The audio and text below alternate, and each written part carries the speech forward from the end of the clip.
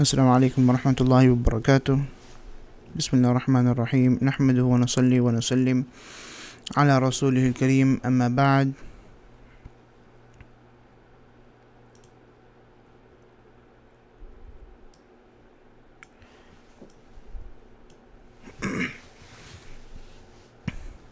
So, last week we were discussing the physical description of the Messenger alayhi salatu wasalam, and what we have to take into account is that the Sahaba, they would describe the Messenger alayhi salatu wasalam according to the description of the people of that time, right? So this is something that is it's very good to study, but it's also it's very hard to put into our minds and to make a mental image of the Messenger alayhi salatu wasalam. So what we should understand is that what the Sahaba agree on is this, that the Messenger alayhi salatu wasalam was the most handsome and the most beautiful human being that they have ever seen.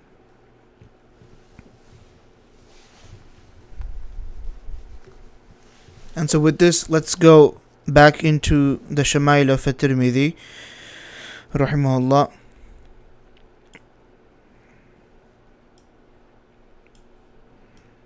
And I am sharing the PDF on the screen so you guys can see exactly what I am reading.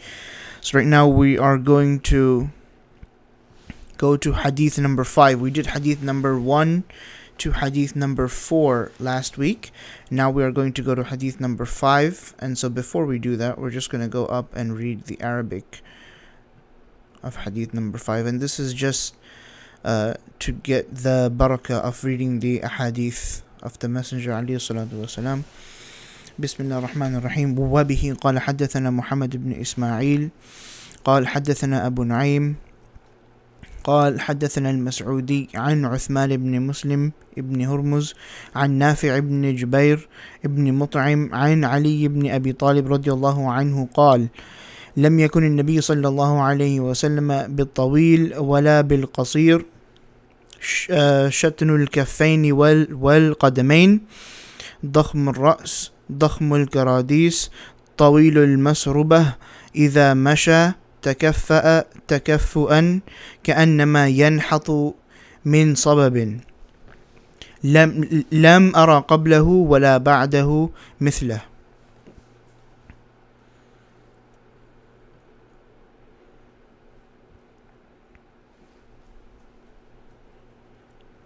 So this is the hadith that is reported from Ali radhiallahu anhu, and now he is going to be describing the Messenger alayhi salatu wasalam and giving a physical description of him.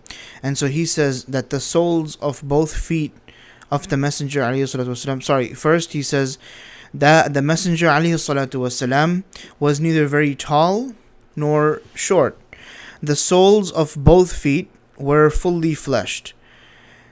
And then over here we have this quality is praiseworthy in a man as it denotes strength and courage, but it is not praiseworthy for a woman. And this is not mentioned in the Arabic of the hadith. This is going to be a side note that is going to be by the translator over here. He had a large head. The joints of the bones were also large. There was a thin line of hair. There was a thin line of hair from the chest to the navel. So the Messenger ﷺ, he did not have any hair besides this thin line from the chest to the navel. There was no other hair on his body. When the Messenger ﷺ walked, it appeared as if he was descending from a high place. Ali radhiallahu anhu then goes on to say, I did not see anyone like him, neither before him nor after him. And this is a praise meaning that, like, I didn't see someone as handsome before him, and I did not see anyone as handsome after him.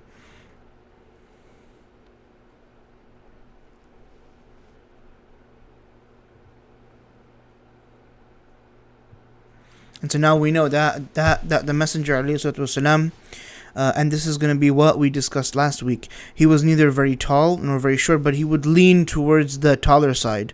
And it was such that when he would stand in a group of people, then he would be slightly he would be slightly taller than everybody else.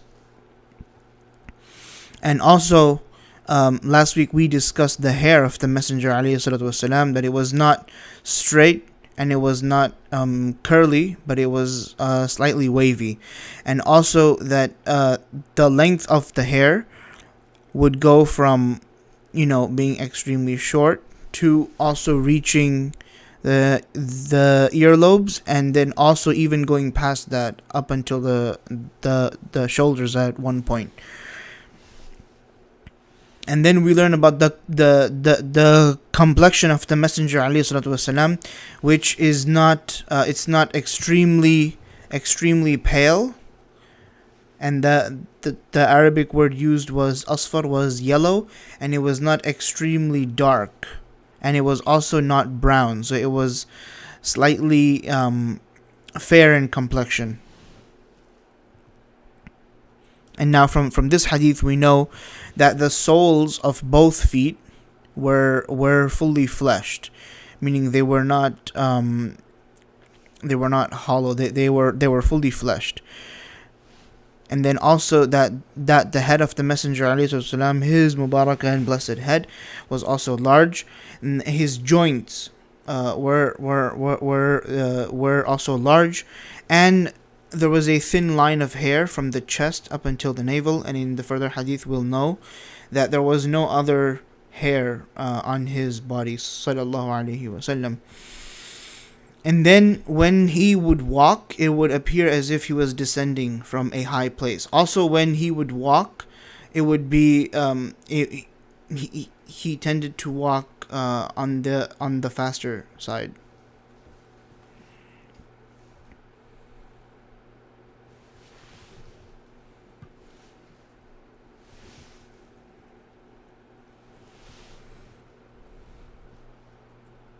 Let's go on to the next hadith, inshallah.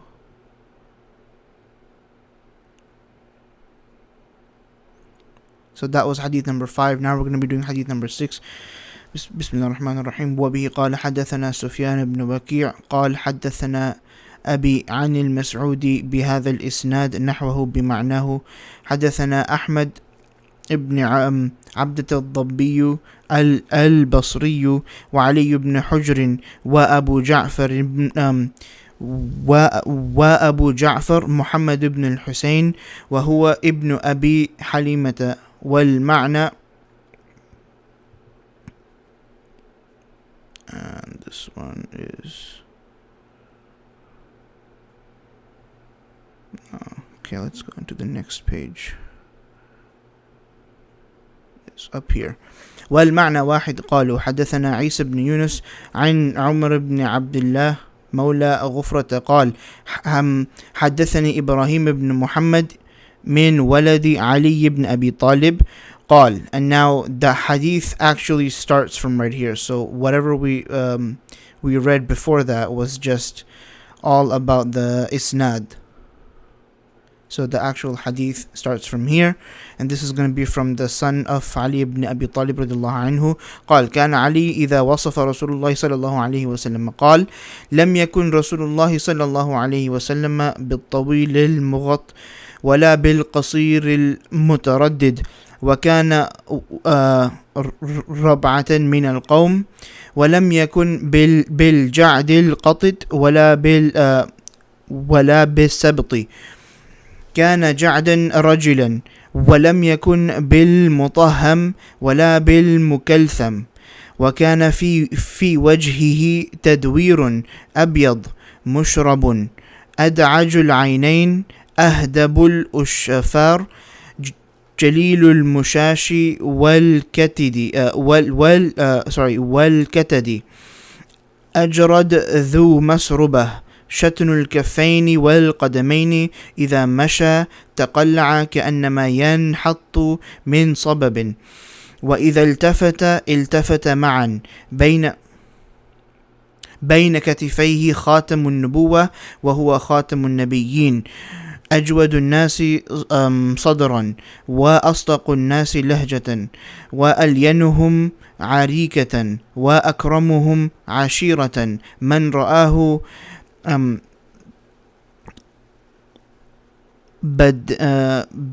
بديهة هابه من رآه بديهة هابه ومن خالطه معرفة أحبه يقول ناعته لم أرى قبله ولا بعده مثله قال Abu Isa, and this is going to be Imam at-Tirmidhi. His kunya was Abu Isa. So Imam at-Tirmidhi is going to be mentioning over here. This is his note. سمعت أبا جعفر محمد بن الحسين يقول سمعت الإصمعي يقول في تفسير صفة النبي صلى الله عليه وسلم المغط الذاهب طولا قال وسمعت أعرابيا يقول في كلامه تمغط في نشابته. And this is just on a side note on on the words that are mentioned in the hadith. So there are a lot of difficult words and a lot of unique words mentioned in this hadith, and a lot of description of is given of the Messenger alayhi salatu wasalam, not just a physical description but also a description of his character, and also the way he would treat people. So if we go to hadith number 6, and hadith number 6 is going to begin, so they don't translate the full sanad, we just read it because it is something that all the Imaam and all the scholars of hadith have done, and so we're just trying to keep that tradition. It is related from Ibrahim ibn Muhammad radiallahu anhu, who is from the grandsons of Ali radiallahu anhu, that whenever Ali radiallahu anhu described the noble features of Rasulullah sallallahu alaihi wasallam, he would say, the Messenger alayhi salatu wasalam was neither very tall nor very short, and we know this, but of medium stature among people. His hair was neither very curly nor very straight, but had a slight wave in it. He did not have a big body nor a round face, but his Mubarak face was slightly round, meaning he did not have a fully round face nor a fully elongated face, but in between the two. The complexion of the Messenger alayhi salatu wasalam was white with redness in it. So it was not brown and it was not completely pale, but it was white with redness in it. And the Arabs, when they would mention complexion as white, it doesn't mean what we term as white today. To them, today's white in complexion would be yellow to them. It would be asfar, it would be pale. But to them, white was a fair complexion, and it also had redness in it. The eyes of the Messenger ﷺ were extremely black. Now this is something that is new. We did not do this before. So now we know that his eyes were extremely black. And so it was not, that was the color of his eyes. His eyelashes were long. The joints of the body, the elbows and knees, etc., they were large. Likewise, the portion between the two shoulders was broad and fully fleshed. There was no hair more than normal on his body, and some people have a lot of hair. And this is going to be, whatever's in this is not going to be part of the hadith, but these are just side notes. So some people have a lot of hair on their body, and I've mentioned before that the Messenger ﷺ did not have any hair like that on his chest, or like hairy chest and stuff like that. He just had a thin line going from the chest all the way to the navel. Rasulullah sallallahu alaihi wasallam did not have hair on the other parts of his bodies, uh, besides places like the arms and legs, etc. And this is, I mean, obviously, uh, people have hair on their arms and legs, but what they're trying to say is that he was not a hairy person. He did not have a lot of hair.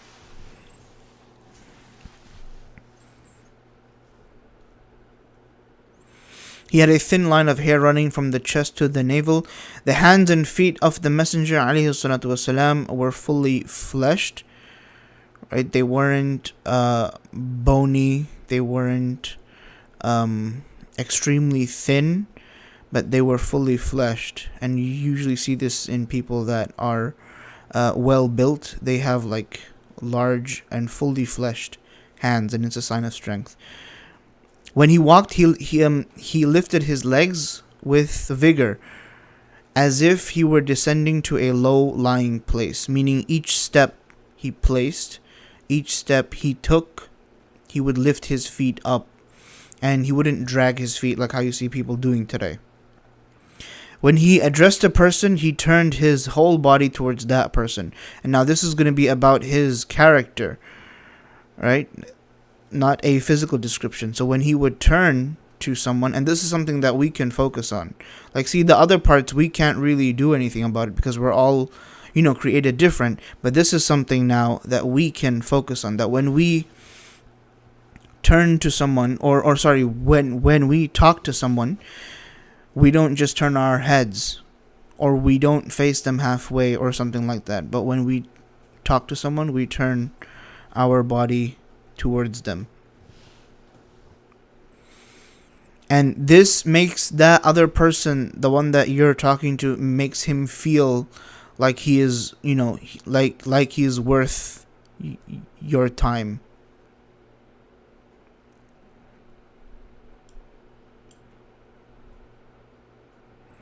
Rasulullah sallallahu alaihi wasallam faced the person he spoke to with his chest and body, and some ulama have translated this as when the Messenger ﷺ addressed someone, he completely turned his face towards that person and did not give a side glance.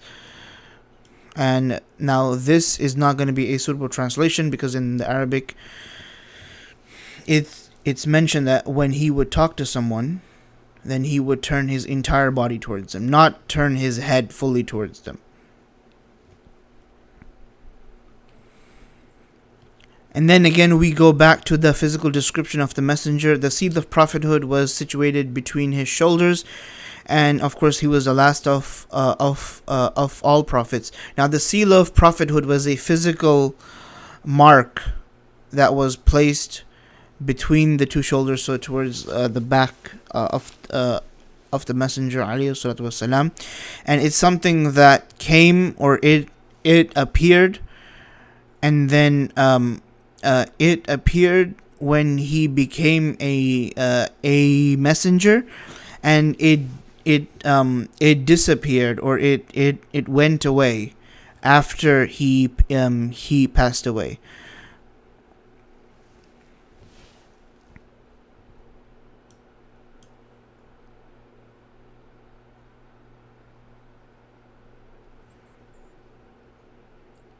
And then again, this is something that we can now focus on. He was the most generous and the most truthful. He was the most kind-hearted and came from a most noble family. Came from the Banu Hashim of the Quraysh. And it means his character, family background, and everything else was of the best. Any person who saw him suddenly would become awe-inspired. And the Messenger ﷺ had such a great personality and such dignity that the person who saw him for the first time, because of his awe-inspiring personality, they would become they would be overcome with a feeling of profound respect. Right? So he would have this this awe-inspiring in him, that when someone would see him, when they would talk to him, that person would immediately feel, respect towards that person.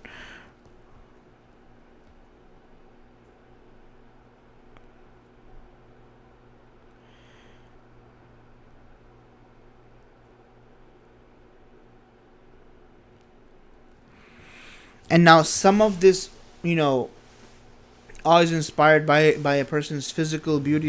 If a person has this, physique, that he, inspires awe, and he brings out respect in other people. But it's also to do with a person's character, that how a person deals with people, that really, puts awe in, other people, how he deals with them, how he treats them. That actually puts, respect and awe in a person. And that's something that we can also we can develop for ourselves, that when we follow the sunnah, of the Messenger alayhi salatu wasalam, when we talk to people, we turn, fully towards them, and we address them with respect and with kindness. We speak only the truth. We try to be the most kind-hearted person. That's how we can also inspire awe in other people, right? And then when they see us, and they want to be more like us, and then they also start to follow the sunnah of the Messenger sallallahu alaihi wasallam.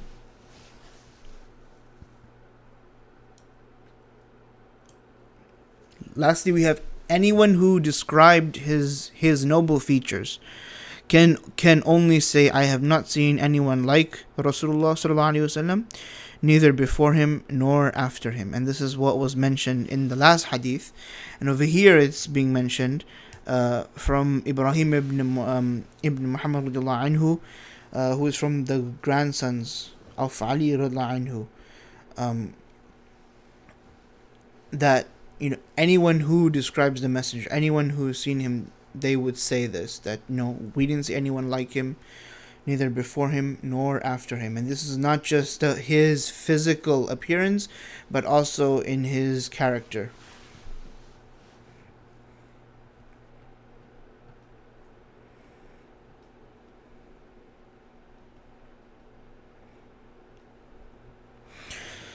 Next we go to hadith number 7. بسم الله الرحمن الرحيم. وبه قال حدثنا سفيان بن وكيع قال حدثنا جميع بن عمير بن عبد الرحمن العجلي أملأ علينا من كتابه. قال أخبرني رجل من بني تميم من ولد أبي هالة زوج خديجة رضي الله عنها، يكنى أبا عبد الله، عن ابن لأبي هالة عن الحسن بن علي رضي الله عنه قال سألت خالي هند بن أبي هالة، وكان وصافا، عن حلية النبي صلى الله عليه وسلم، وأنا أشتهي أن يصف لي منها شيئا أتعلق به. فقال كان رسول الله صلى الله عليه وسلم فخما مفخما، يتلألأ وجهه تلألؤ القمر يتلألأ وجهه تلألؤ القمر ليلة البدر، أطول من المربوع وأقصر من المشذب، عظيم الهامة، رجل الشعر، إن انفرقت حقيقته فرقها، وإلا فلا، يجاوز شعره شحمة أذنيه إذا هو وفره، أزهر اللون، واسع الجبين، أزج الحواجب، سوابغ في غير قرن، بينهما عرق يدره الغضب، أقنى العرنين، له نور يعلوه يحسبه من لم يتأمله أشم، كث اللحية، سهل الخدين، ضليع الفم، مفلج الأسنان، دقيق المسربة، كأن عنقه جيد دمية في صفاء الفضة، معتدل الخلق، بادن متماسك، سواء البطن والصدر بعيد ما بين المنكبين ضخم الكراديس.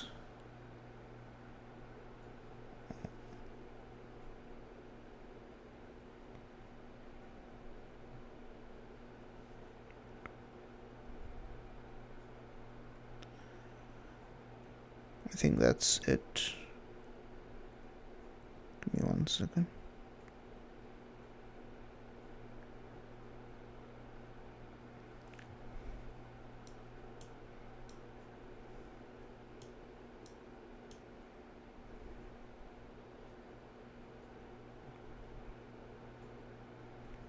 I thought there was more to the hadith, but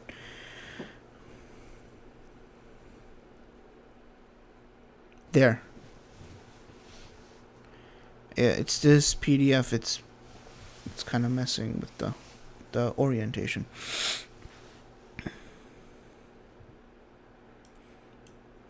Okay. So last we did ضخم الكراديس, and now on this page, وأنور المتجرد موصول ما بين اللبة والسرة بشعر يجري كالخط عاري الثديين والبطن مما سوى ذلك أشعر الذراعين والمنكبين وأعالي الصدر طويل الزندين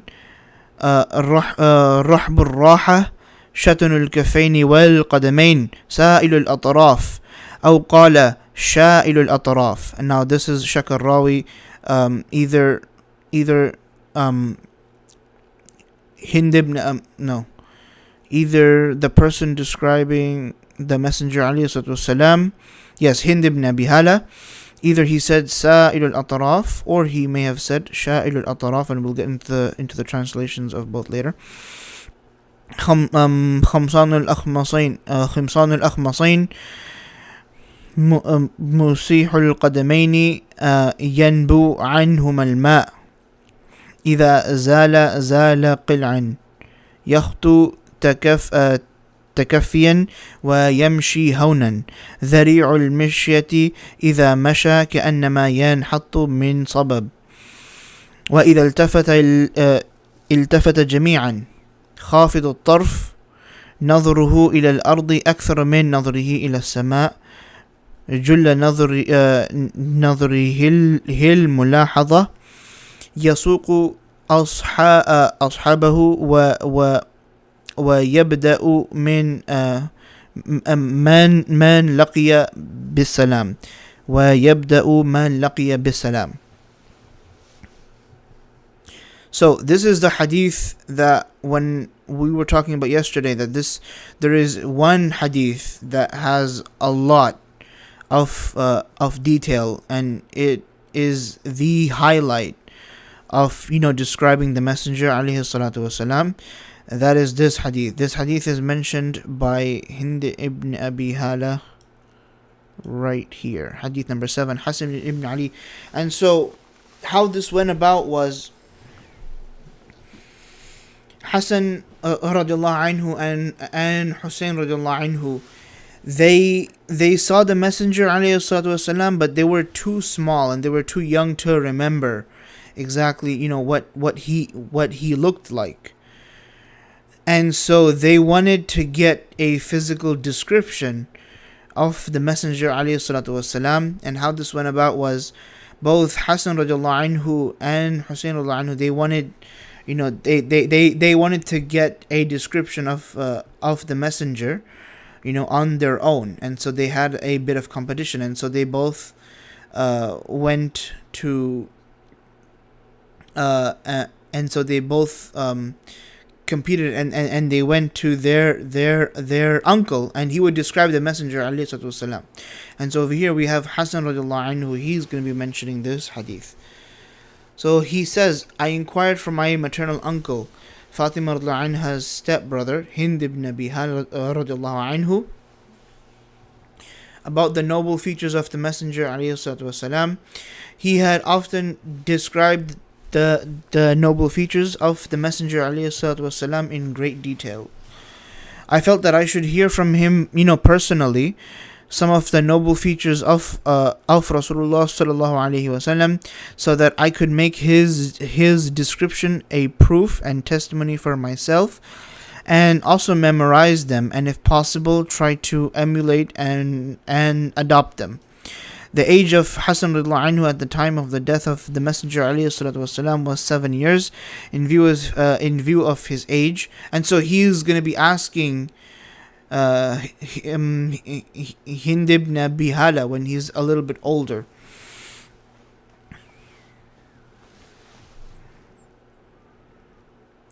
In view of his age, he did not have the opportunity to realize fully the features. And this is what I mentioned before. He was very small and very young when the Messenger ﷺ passed away. There were no pictures and there were no phones at that time.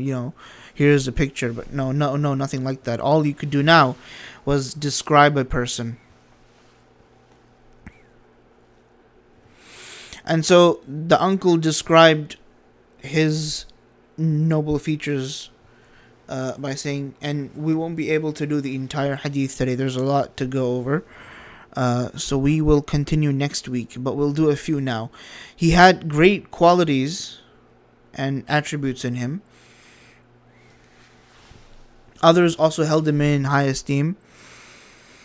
His Mubarak face shone like the full moon. He was slightly taller than a person of middle height, but shorter than a tall person. And this was mentioned slightly before, that he was of average height, but leaning towards the taller side. He was definitely not short.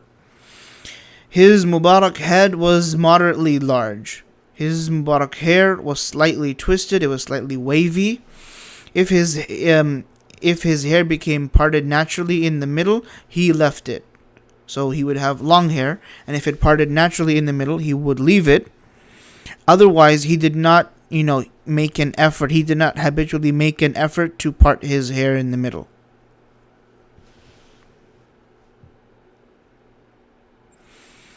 And then over here we have a question may arise that Rasulullah parted his hair. And so we know from other hadith, the Messenger ﷺ, he would try, and because the Christians, they used to part their hair, so he would try to part his hair so that they would they would see him and they would also get closer to Islam, because he would adopt their fashion sense. And so this would happen during the early periods of Islam.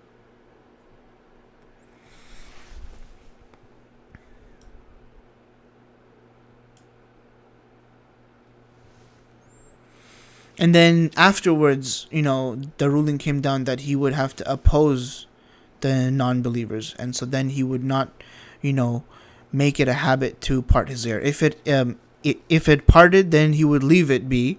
But he would not make an effort or go out of his way to, make sure there's a part in the middle. But aside from that, let's go back to the description.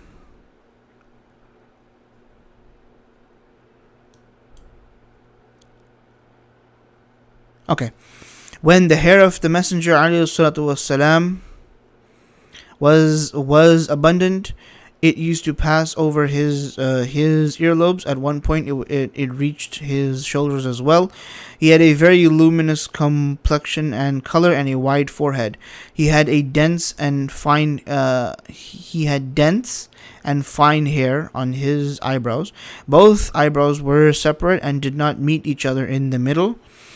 And there was a vein between them, between the eyebrows, and that when Sallallahu Alaihi Wasallam, when he would get angry, that would become visible. His nose was prominent and had a nur and had a glow on it. And if you first looked at him, it would look as if he had a large nose because of the glow of the nose.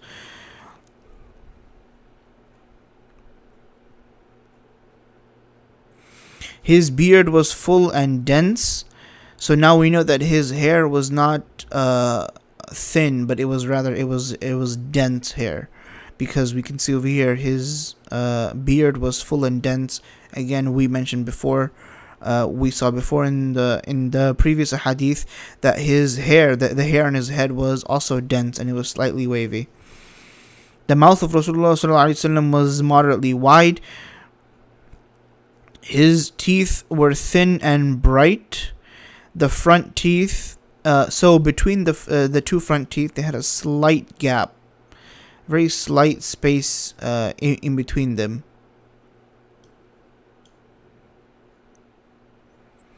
There was just and then over here a very slight space. There was one person who had a very large space in between his two front teeth, and he would say that that it's a sunnah, or that he has sunnah teeth, but no one really told him. They would just leave him like that, but no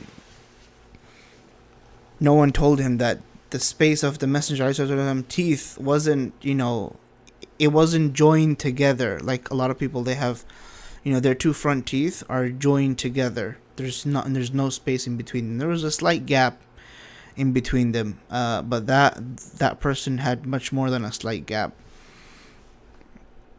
There was a thin line of hair from the chest to the navel. This was mentioned before. His Mubarak neck was beautiful and thin, like the neck of a statue which had been shaved clean. So it wasn't like a thick or it wasn't a thick or a small neck. It was like a long neck, and it was thin as well.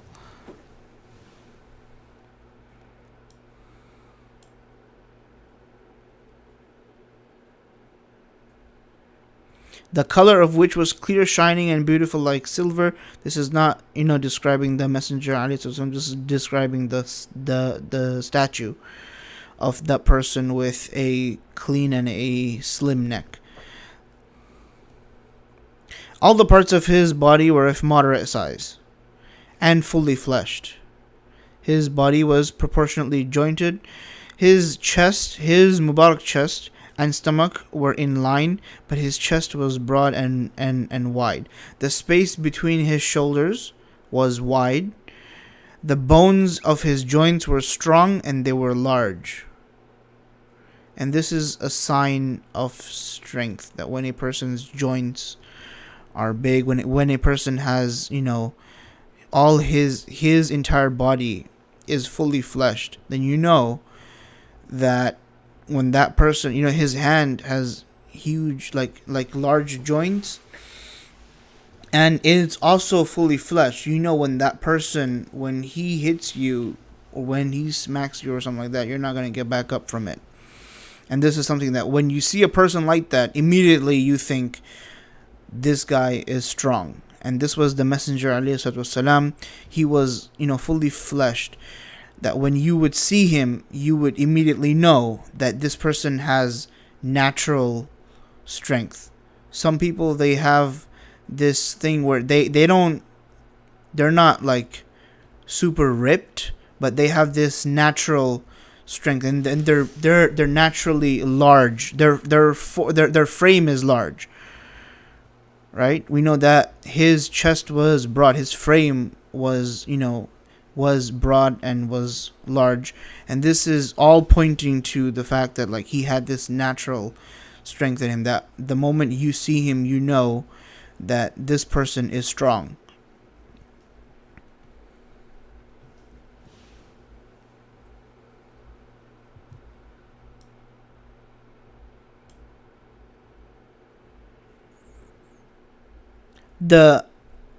When he removed his clothing, then his body looked bright and had a luster or it had a glow to it. It wasn't that just the outer parts were, glowing, but his entire body had this glow to it.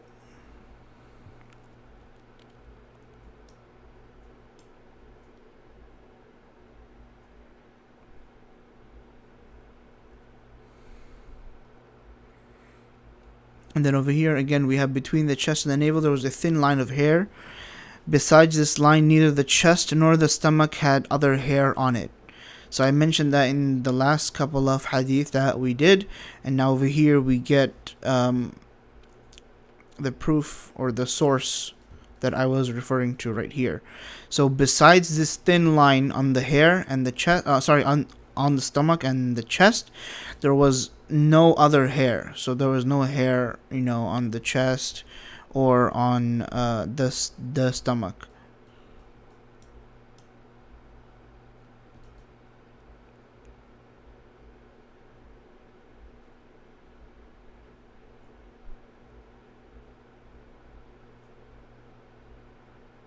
His forearm was long, his palms were wide. The palms and both feet were fully fleshed. The fingers and toes were moderately long. The soles of his feet were a bit deep. His feet were smooth because of their cleanliness. And this is important. And their smoothness, the water did not remain there but flowed away quickly. Some people, their feet, is very dry. It starts to crack and stuff like that. This was not the feet of our Messenger, alayhi salatu wasalam. His feet was smooth and so clean, like, always, taken care of, that if it got wet, the water would, flow away quickly.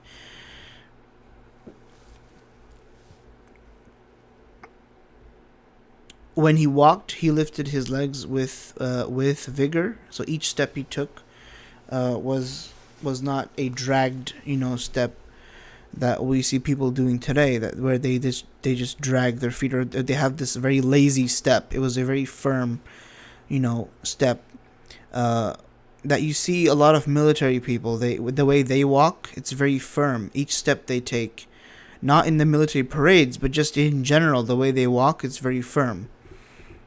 It's very planted. Like each time they put their foot on the ground, they're planting their foot on the ground. And also when he would walk, he leaned slightly forward, so he wouldn't walk with his chest out, sallallahu alaihi wasallam, and that's a sign of pride. But he was leaning slightly forward, and that's a sign of humility. And also it makes it look, when you walk slightly forward fast, then it makes it look as if you are coming down from a high place. He walked at a quick pace, and he took a rather long step. So he would walk, he would take, long, he would not walk in very short steps. He would take long steps, and he would walk. Everything is pointing towards like raw strength. That when a person would, walk, he would make sure that his entire body is, planted on the ground. He would not walk lazily. And this was our Messenger, alayhi salatu wasalam. And then over here again, when he looked at something, he turned his entire body towards it. He always looked down. His Mubarak sight was focused more to the ground than towards the sky.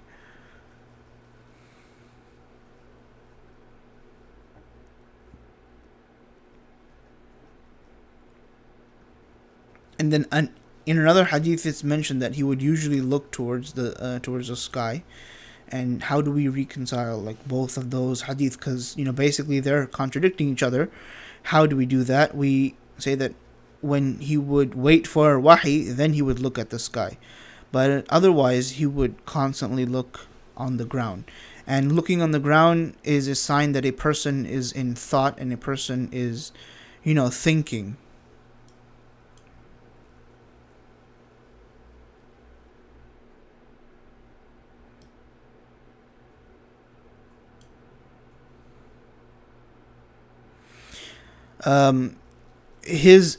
His sharif habit, so sallallahu alaihi wasallam, was to look at something with a light eye, meaning he would not stare at something, and he wouldn't give that nasty stare, that nasty look.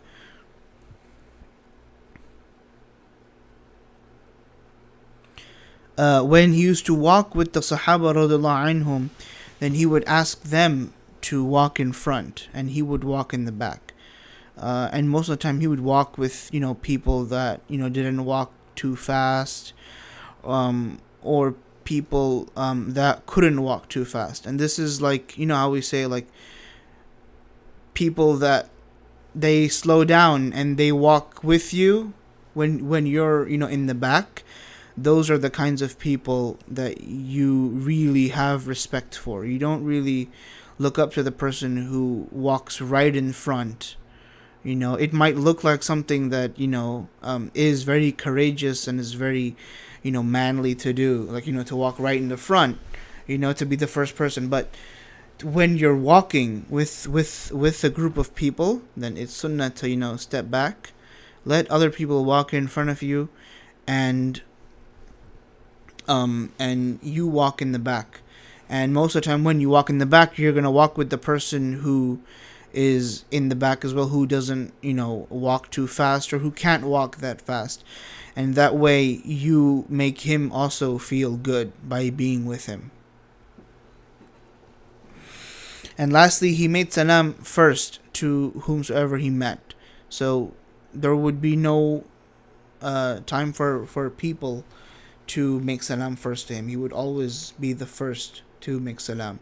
And to do this, a person needs, to, first of all, to, always know who is around him. He needs to be,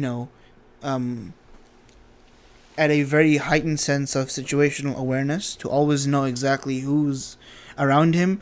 And to do this is a sign that a person has absolutely no pride. He has absolutely no arrogance. He doesn't feel like that person should greet me, or that person should come and talk to me. He's always the first person to do it. He'll go and he'll meet you. He'll initiate conversation with you. You won't have to go and do it. Or even before you want to go and do it, he'll do it with you first. And this is a sign that a person is extremely humble, and that he is a what we would say, he is everybody's person. He talks to everyone. His character would be for everybody. It would not be that he would treat people of high status, or rich people a certain way, but he would treat everybody like that. Nowadays you see people, when they see someone who's rich, or when they see someone who is in a place of power or something like that, then they go and they greet them first, or they go and they talk to them first.